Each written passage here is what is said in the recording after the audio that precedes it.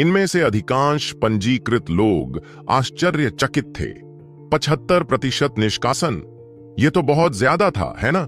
दूसरे शब्दों में 30,000 से ज्यादा लोगों में से 8,000 से भी कम लोग पास हो पाए, बाकी सब बाहर हो जाएंगे। उन पर एक ठंडी सी छा गई।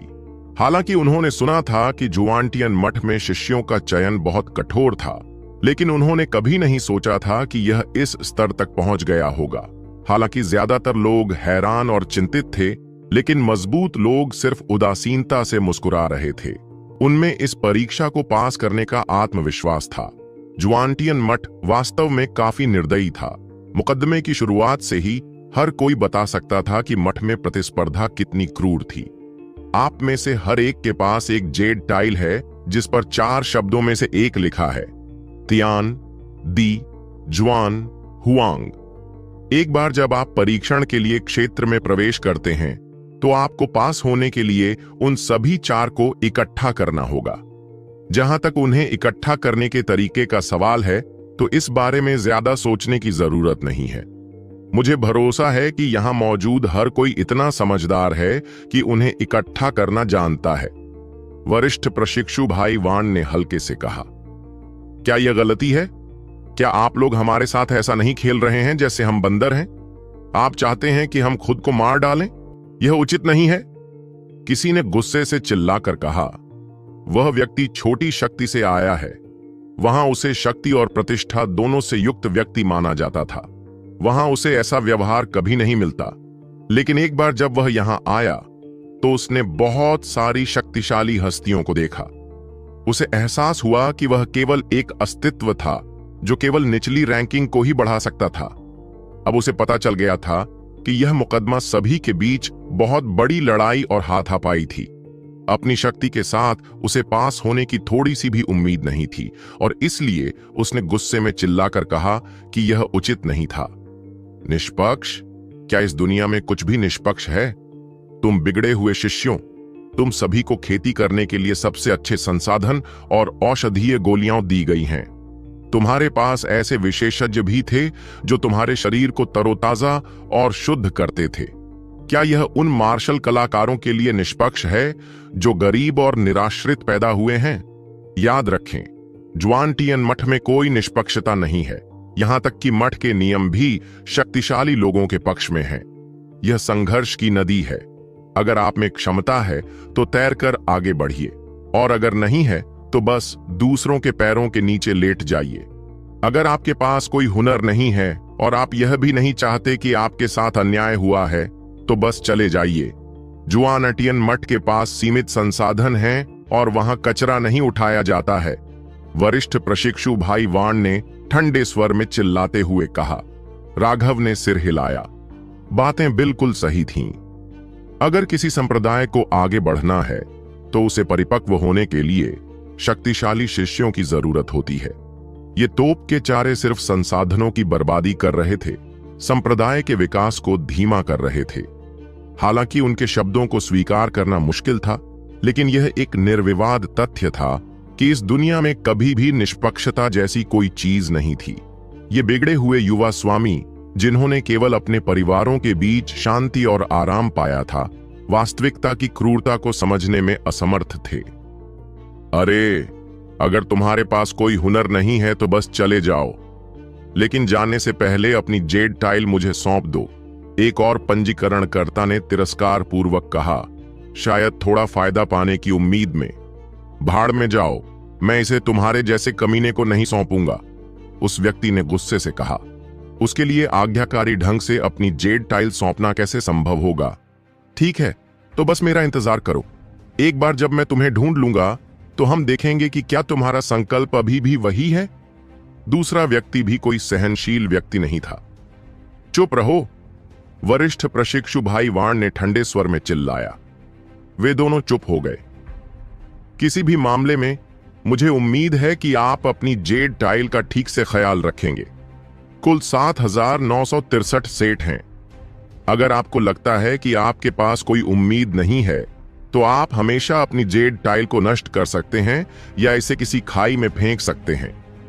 अगर आप आगे नहीं बढ़ सकते तो कम से कम आप ऐसा तो कर सकते हैं कि 3 अन्य लोग भी आपके साथ आगे न बढ़ पाएं। हालांकि इससे आपको कोई फायदा नहीं होगा, लेकिन कम से कम यह कुछ हद तक गुस्सा निकालने के तौर पर गिना जाएगा, वरिष्ठ प्रशिक्षु भाई वान ने कहा। कई लोगों की आंखें चमक उठीं। उन्होंने सोचा, हाँ, क्या बढ़िया विचार है। अगर मुझे कोई उम्मीद नहीं है तो आप लोग भी आगे बढ़ने का विचार छोड़ सकते हैं। राघव अपना सिर हिलाए बिना नहीं रह सका। यह वरिष्ठ प्रशिक्षु भाई वाण वास्तव में निर्दयी था, लेकिन वह समझ गया कि जुआनटियन मठ में शिष्यों का चयन करना कोई साधारण कठिनाई वाला काम नहीं था। लेकिन जितना ज्यादा ऐसा होगा, बचे हुए शिष्य उतने ही मजबूत बनेंगे। वे तैयार करने के लिए सबसे बेहतरीन अस्तित्व बनेंगे। महत्वपूर्ण बात यह सुनिश्चित करना था कि वह उनमें से एक हो। अर्जुन, क्या तुम आश्वस्त हो? राघव को अपने बारे में चिंता नहीं थी, लेकिन उसे लगा कि शायद अर्जुन इसके लिए थोड़ी कमजोर है। हालांकि उसकी आंखें बहुत तेज थीं, फिर भी वह उसे कैसे भी देखे वह कोई विशेषज्ञ नहीं लगता था। मुकदमा शुरू होने के बाद सब कुछ ताकत पर निर्भर करेगा। चिंता मत करो बॉस, मैंने बहुत पहले ही अपनी तैयारी कर ली है। जब उसने देखा कि कोई भी उसकी ओर नहीं देख रहा है, तो उसकी चिंता गायब हो गई। ओह, तुम्हारे पास कोई योजना है? हे, मैं बॉस से यह बात नहीं छिपाऊंगा। मैंने ये सारी जानकारी यूं ही नहीं इकट्ठी की है। मैंने जो बहुत सी औषधीय गोलियां इकट्ठी की हैं, उनमें से कई ऐसी हैं जिनके लिए दूसरे लोग कुछ भी कर सकते हैं। यहां बहुत से लोग हैं जो जल्द ही बाहर निकलने वाले हैं। जब तक मैं अपनी चिकनी चुपड़ी जबान का इस्तेमाल करता हूं, मैं उन्हें आसानी से अपनी टाइल बदलकर औषधीय गोलियां लेने के लिए मना सकता हूं। अर्जुन ने आत्मविश्वास से हंसते हुए कहा। क्या यह भी स्वीकार किया गया? राघव ने वास्तव में कल्पना नहीं की थी कि ऐसी कोई विधि है, लेकिन उच्च वॉशआउट दर के साथ अर्जुन की विधि वास्तव में प्रभावी हो सकती है। अगर कोई टाइलों को लेकर तुमसे लड़ने आ जाए तो क्या होगा? राघव ने अचानक पूछा। वरिष्ठ प्रशिक्षु वाण ने जो कुछ कहा था, उसके अनुसार इन टाइलों को स्थानिक छल्लों में नहीं रखा जा सकता।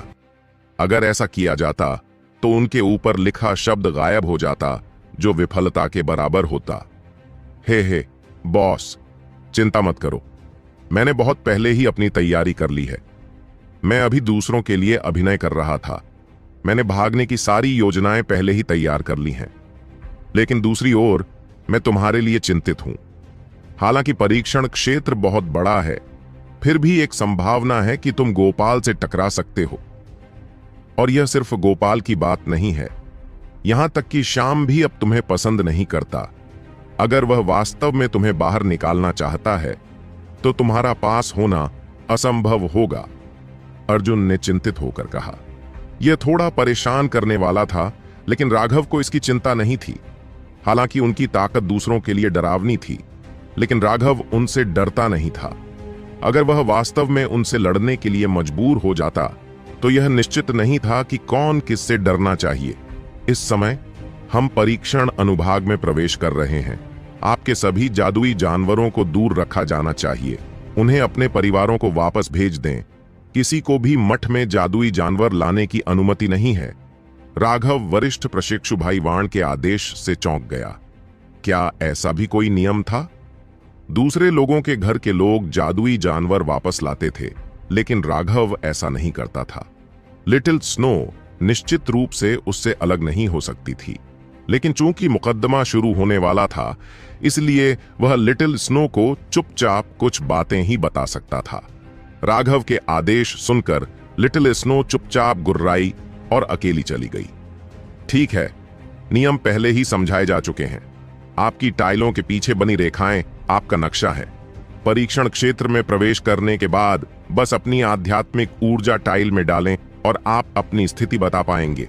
विधि वही है जो स्थानिक वलय खोलने के लिए है। क्या कोई और सवाल है? वरिष्ठ प्रशिक्षु भाई वाण ने सभी को देखा। किसी को कुछ भी बोलते न देखकर उसने सिर हिलाया। तो फिर मुकदमे के लिए तैयार हो जाओ। याद रखो, मुकदमे के क्षेत्र में दूसरों को दुर्भावनापूर्वक मारना निषिद्ध है।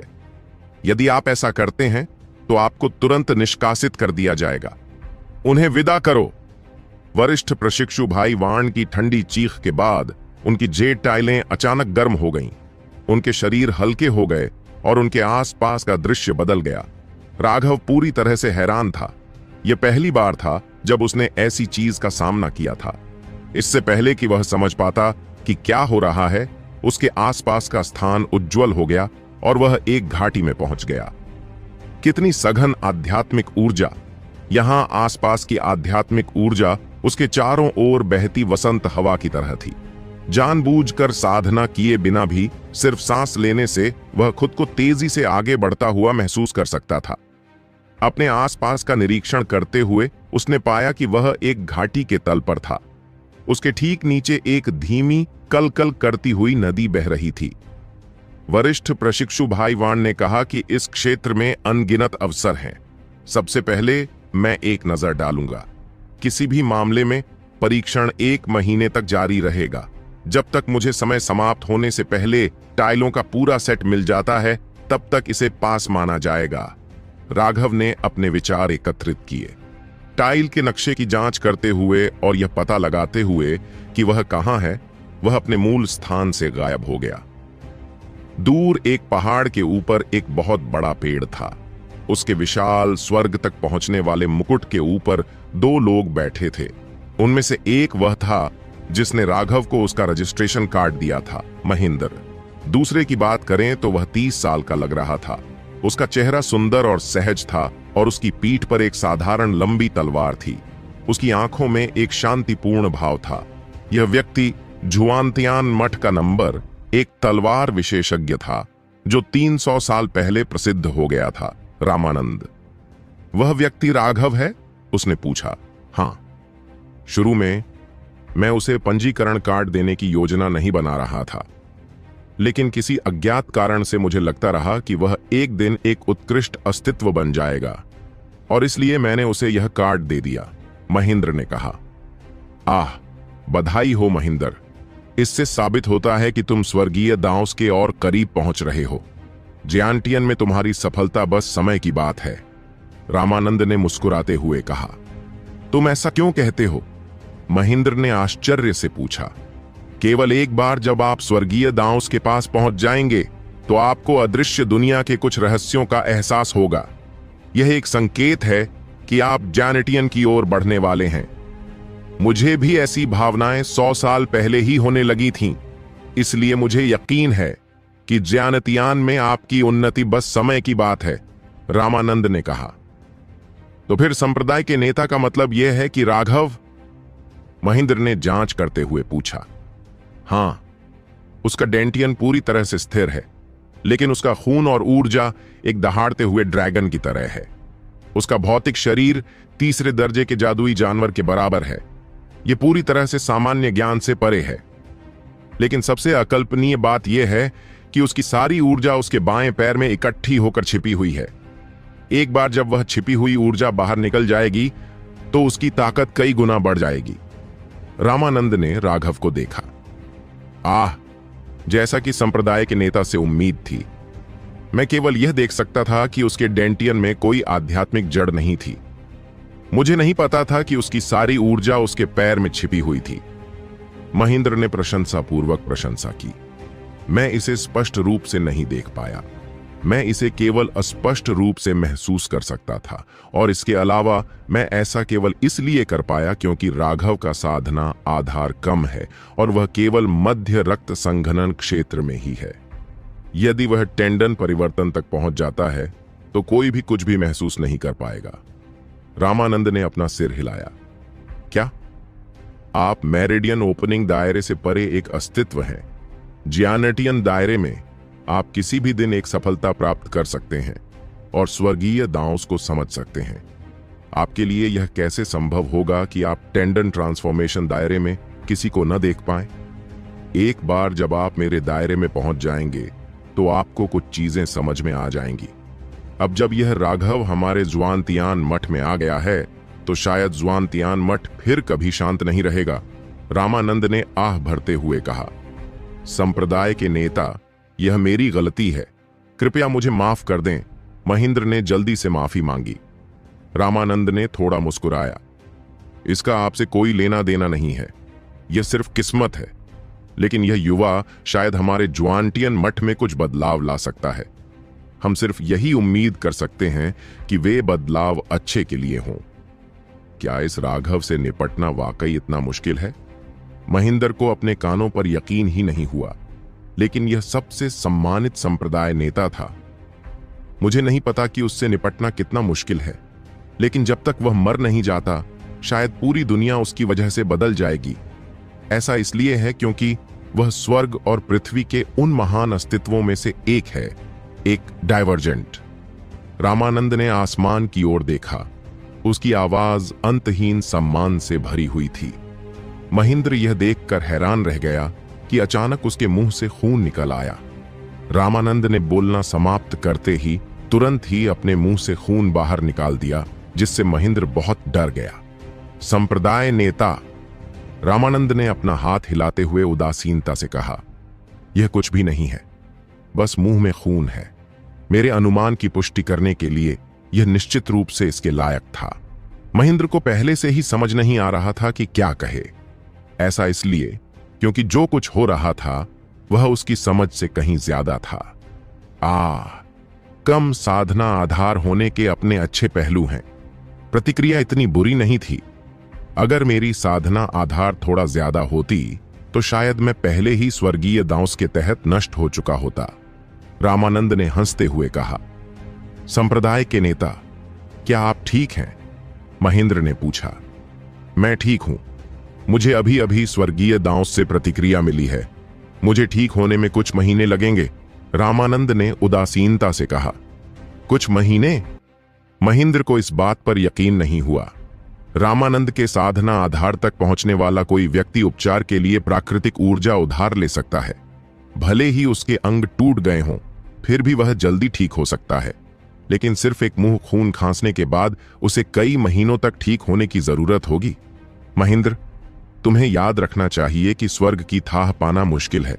मैंने अभी जो किया तुम उसे बिल्कुल भी नहीं दोहरा सकते। यह चोट मेरे भौतिक शरीर पर नहीं, बल्कि मेरी आत्मा पर है। इसका इलाज करना बेहद मुश्किल है, रामानंद ने चेतावनी दी। तो क्या तुम्हें सचमुच लगता है कि ऐसा करना उचित था? महेंद्र ने आश्चर्य से कहा। हाँ, बेशक यह इसके लायक था। इस तरह की स्थिति 10,000 वर्षों में एक बार भी आना मुश्किल है। एक बार जब ऐसे व्यक्ति का साधना आधार उच्च स्तर पर पहुंच जाता है तो उसका शरीर स्वर्गीय दांस द्वारा छिपा दिया जाएगा और कोई भी उसके आर पार नहीं देख पाएगा। इसलिए ऐसी शख्सियत से सामना करना हमारे लिए निश्चित रूप से एक दुर्लभ अवसर है। मैंने अभी जो किया वह शायद अब तक का मेरा सबसे बड़ा काम था, रामानंद ने हल्के से कहा। लेकिन उसकी नजर तिरस्कार से पूरे आसमान की ओर देख रही थी। डायवर्जेंट बहुत ही दुर्लभ थे और मानव जाति के बीच डायवर्जेंट और भी दुर्लभ थे, और स्वर्गीय दांस द्वारा उन्हें छिपाए जाने से पहले डायवर्जेंट का ध्यान आकर्षित करना अनिवार्य रूप से अनसुना था। आमतौर पर जब स्वर्गीय दांस द्वारा डायवर्जेंट को खत्म कर दिया जाता था, तभी लोगों को पता चलता था कि वे क्या थे। अनगिनत साल हो गए थे जब किसी ने डायवर्जेंट को देखा था जो अभी तक परिपक्व नहीं हुआ था। उसने अपने अनुमान को साबित करने के लिए अपनी जान जोखिम में डाल दी थी। यह सच्चा साहस था, या शायद यह सिर्फ इसलिए था कि विशेषज्ञों की सोच आम लोगों जैसी नहीं थी। किसी भी मामले में रामानंद का मानना था कि यह पूरी तरह से इसके लायक था। तो फिर हमें राघव को कैसे संभालना चाहिए? महेंद्र ने पूछा। हालांकि पहले उसे रामानंद के शब्दों पर थोड़ा संदेह था, लेकिन स्वर्गीय दांस द्वारा रामानंद को दंडित किए जाने के बाद उसके पास उन्हें स्वीकार करने के अलावा कोई विकल्प नहीं था। ऐसा व्यक्ति हमेशा एक उल्कापिंड की तरह तेजी से बढ़ेगा। उसकी रोशनी दुनिया को चकाचौंध कर देगी और वह अनगिनत विशेषज्ञों की लाशों पर कदम रखेगा। रामानंद बड़बड़ा रहा था। ऐसा लग रहा था जैसे उसे कुछ याद आ रहा था, क्योंकि कुछ दृश्य उसके दिमाग में कौंध रहे थे। लेकिन दुर्भाग्य से ऐसा अस्तित्व स्वर्गीय दांस द्वारा कभी स्वीकार नहीं किया जाएगा। चाहे वे कितने भी शक्तिशाली क्यों न हों, वे सभी स्वर्ग की शक्ति के तहत मर जाएंगे, यहां तक कि एक लाश भी नहीं छोड़ेंगे। रामानंद ने गहरी सांस ली। स्वर्गीय दांस द्वारा विचलनों को स्वीकार नहीं किया गया। वे जितने मजबूत थे उतने ही शक्तिशाली तरीके से उन्हें स्वर्गीय दाउस द्वारा अस्वीकार कर दिया जाएगा। उनमें से प्रत्येक एक चौंकाने वाला प्रतिभाशाली व्यक्ति होगा जो पूरी दुनिया में छा जाएगा। दुर्भाग्य से आतिशबाजी एक पल से अधिक समय तक नहीं चल सकी। साधना जगत के लंबे इतिहास में ऐसी आकृतियां रात की रानी के नाम से जाने जाने वाले फूल की तरह थीं। वह फूल साल में सिर्फ एक रात के लिए खिलता था और भोर से पहले मुरझा जाता था। जब ये आकृतियां खिलती थीं तो हालांकि वे पूरी दुनिया को हिला देती थीं, लेकिन उनका समय बस एक पल में खत्म हो जाता था। यह सचमुच अफसोस की बात है। महेंद्र ने भी आह भरी। इसीलिए वर्तमान दुनिया के सबसे शक्तिशाली विशेषज्ञों के पास ऐसा अस्तित्व नहीं है। सभी अलग अलग लोगों को निर्दयता पूर्वक नष्ट कर दिया जाएगा, इससे पहले कि वे साधना की दुनिया के शिखर पर खड़े हो सकें। हालांकि मुझे वास्तव में आश्चर्य है कि यह राघव कितने समय तक जीवित रह पाएगा। क्या वह ऐसी भव्यता के साथ खिल पाएगा या वह ऐसी चमक छोड़ने से पहले ही खत्म हो जाएगा? रामानंद ने आश्चर्य जताया। तो हमें क्या करना चाहिए? महेंद्र ने पूछा। प्रकृति को अपना काम करने दो। ऐसे व्यक्ति का अपना भाग्य होता है। उसका जीवन काल पहले से ही स्वर्ग द्वारा निर्धारित किया गया है। अगर हम उस रास्ते को बदलने की कोशिश करेंगे तो हम कर्म से प्रभावित होंगे। यह ऐसी चीज है जिससे हमें पूरी तरह बचना चाहिए।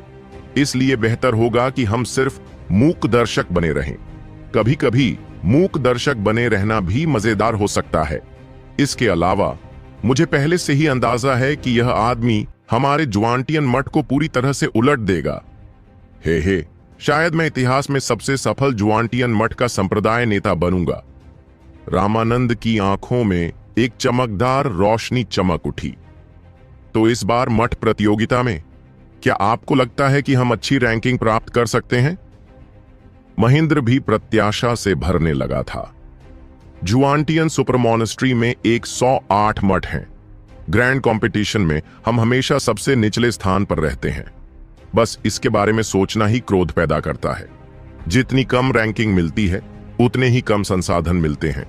हमारा मठ 1000 साल से इस दुष्चक्र से बाहर नहीं निकल पाया है।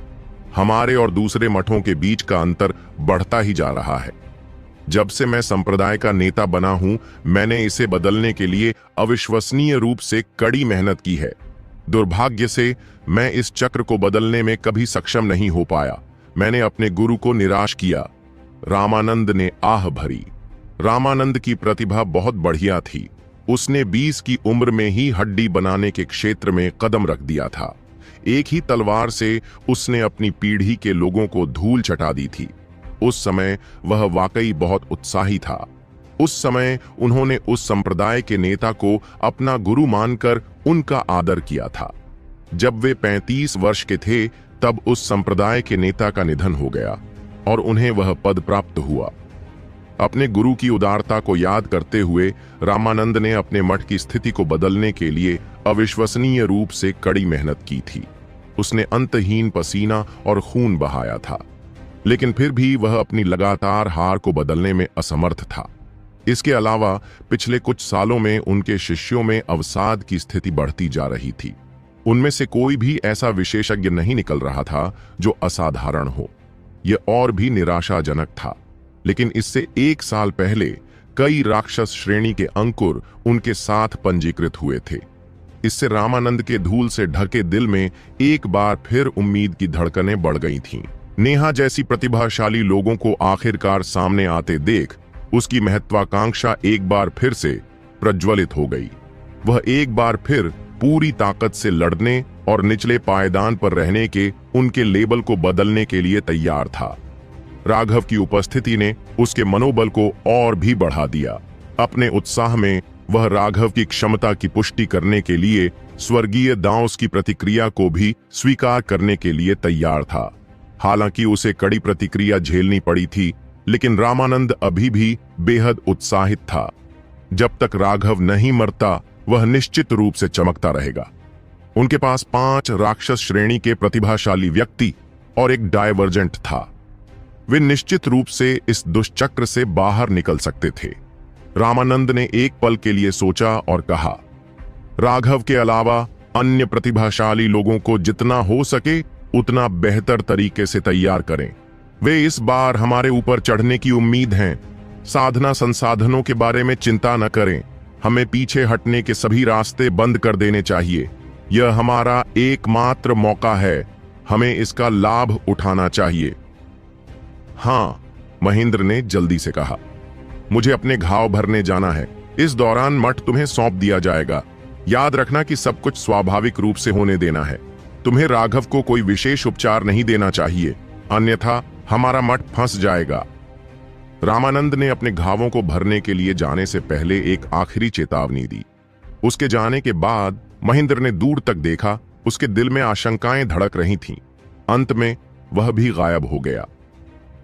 इस समय हजारों पर्वतों और तालाबों की मनोरम दुनिया में एक सुंदर अमर गुफा के भीतर एक लंबे बालों वाली युवती एक निश्चित हास्य को पकड़े हुए शांति से उसकी सराहना कर रही थी। उसका चेहरा जेड जैसा था, त्वचा बर्फ जैसी सफेद थी और उसकी खूबसूरत लहराती आंखें थीं, जिनकी नजर किसी व्यक्ति के दिल और आत्मा को साफ कर देती थीं। उसकी उपस्थिति के कारण पूरी अमर गुफा एक परीलोक बन गई। कॉमिक्स के पन्नों को धीरे से छूते हुए वह दृढ़ चेहरा, जिसमें अभी भी कोमल यौवन की झलक थी, मुस्कुरा रहा था। राघव, अब तुम भी साधना के मार्ग पर कदम रख चुके हो। क्या तुमने ऐसा मेरी वजह से किया? सीमा के चेरी जैसे होंठ खुल गए और उसने हल्की सी आह भरी। हे बहन, तुम एक बार फिर गुप्त रूप से प्यार के लिए तरस रही हो। अचानक एक और युवती चुपचाप सीमा के पास पहुंची और हंसने लगी। आरोही, तुम इतने घिनौने मत बनो। सीमा का चेहरा लाल हो गया। उसने जल्दी से कॉमिक छिपा दी। हाँ, हमारे विंड स्पिरिट पैवेलियन की नंबर 1 सुंदरी आखिरकार किसी के प्यार में पड़ गई है। मुझे आश्चर्य है कि कितने लोगों के दिल टूटेंगे। आरोही का सीमा को जाने देने का कोई इरादा नहीं था, क्योंकि उसने उसे चिढ़ाते हुए आंख मारी। अगर आप जारी रखें। सीमा क्रोधित हो गई। बेशक, मुझे बहुत पहले से पता था कि ऐसा दिन आएगा। अब जब तुम्हारा एक बॉयफ्रेंड है, तो क्या तुम्हें अब भी किसी काम के लिए इस बहन की जरूरत है? आरोही की आंखों में एक शरारती रोशनी चमक उठी और उसने दुख का दिखावा किया। मैं तो बस मजाक कर रहा हूं बहन। इतनी छोटी मत बनो। डर था कि सीमा वास्तव में क्रोधित हो जाएगी। आरोही ने धीरे से उसका हाथ खींचा और हंसा। यह राघव वास्तव में अद्भुत है। रक्त संघनन क्षेत्र में वह लगातार टेंडन परिवर्तन विशेषज्ञों को मारने में सक्षम था। इसके अलावा यह कहा गया था कि उनमें से एक संप्रदाय का शिष्य भी था। यह वास्तव में अकल्पनीय है। हंसने के बाद आरोही इस रहस्य पर हैरान हो गई। अपने कुछ तरीकों से वे राघव के साथ क्या हो रहा था, इस पर नजर रखने में कामयाब हो गए थे। कल फाइनिक्स क्राई से ऐसी खबर आई थी जिसने उन्हें पूरी तरह से चौंका दिया था। सीमा की शर्म अब खत्म हो गई। उसकी खूबसूरत आंखों में गर्मजोशी की झलक दिखाई दी। हालांकि मैं उसके साथ ज्यादा संपर्क में नहीं रही हूं, लेकिन मैं कह सकती हूं कि वह ऐसा व्यक्ति है जो कभी हार नहीं मानेगा। इतना शक्तिशाली दिल पाने के लिए मुझे लगता है कि उसे पहले से ही अकल्पनीय कड़वाहट का सामना करना पड़ा होगा। किसी व्यक्ति को खुद को अलग दिखाने के लिए उसे दूसरों की नजरों से दूर रहकर बहुत कुछ सहना और सहना पड़ता है। यह एक ऐसा नियम है जो कभी नहीं बदला है। राघव शायद ज्वांटियन मठ का पंजीकरण कार्ड प्राप्त करने में सक्षम हो सकता है, लेकिन ज्वांटियन मठ का शिष्य चयन बहुत कठोर है। यह निश्चित नहीं है कि राघव पास हो पाएगा या नहीं। आरोही ने कुछ चिंतित होकर कहा। सीमा ने एक बार फिर वह कॉमिक निकाली। उस आकृति को देखते हुए, जो बिल्कुल युद्ध देवता जैसी थी, उसके दिल में एक गर्मजोशी भरी भावना पैदा हुई। राघव, मुझे तुम पर भरोसा है। मैं उस समय का इंतजार कर रहा हूं जब मैं तुम्हें एक बार फिर देख सकूंगा। रुको, यह रास्ता मैंने ही खोला है और ये पेड़ भी मैंने ही लगाए हैं, इसलिए तुम्हें यह करना ही होगा। उस व्यक्ति के चेहरे पर एक जोरदार थप्पड़ पड़ा, जिससे वह बीच में ही रुक गया। राघव ने उस व्यक्ति की ओर इशारा करते हुए गाली दी। क्या तुम मुझे बेवकूफ समझते हो? ये सभी पेड़ हजारों सालों से जिंदा हैं। उस समय तुम्हारे पूर्वज अभी भी मिट्टी में लौट रहे थे। ये पेड़ तुमने ही लगाए थे। राघव अभी टहल रहा था, अपने काम में लगा हुआ था, तभी कोई मूर्ख कुल्हाड़ी लेकर बाहर आया और वास्तव में राघव को लूटने की सोच रहा था।